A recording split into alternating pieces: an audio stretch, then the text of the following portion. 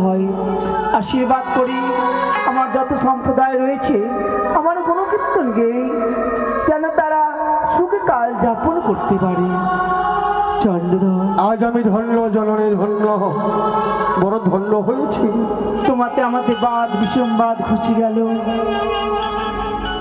আমি যদি তোমার কাছে কিচ্ছুটি চাই তুমি আমায় হাসি মুখে করিবে দান। আমার কাছে তুই এমন কি চাইবি জননী? চন্দ্রধর, এই অতবে চাঁদের দেবার মতো কি রয়েছে? দিবার মতো শক্তি শুধুমাত্র তোমার রয়েছে। আমার? হ্যাঁ, তাই যদি হয় বল মা, বল। আমি তোকে হাসতে হাসতে দান করবো জননী। দেবী সত্যই? সত্যই। তাহলে দেওয়া করে তোমার কষ্টপুত্র কষ্ট বধূ মারে তাদের নিয়ে যাব আমি সেই স্বর্গপুরী।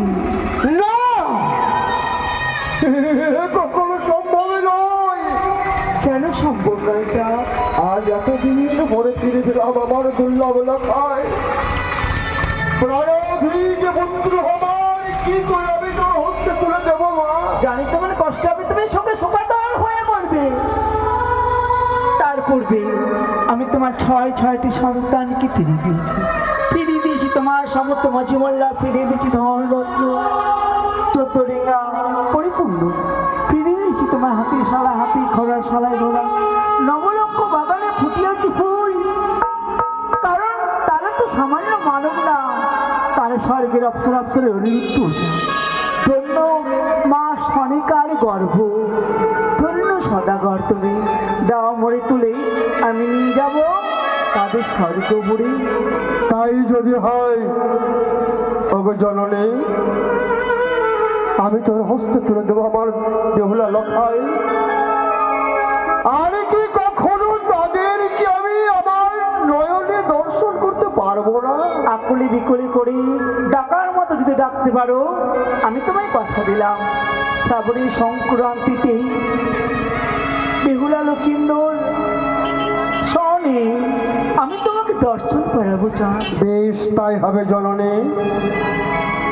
লক্ষাই, বিলম্ব নয় বাবা, আমাদের যে ভবনীটা সঙ্গ হয়ে গেছে গো।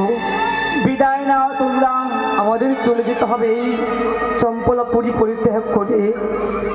হ্যালো, সেই স্বর্গ সবার মাঝে। সত্যই জানো বাবা, এই মর্তধামে জন্মিলে মরিতে হবে অমর কি কথা কবে।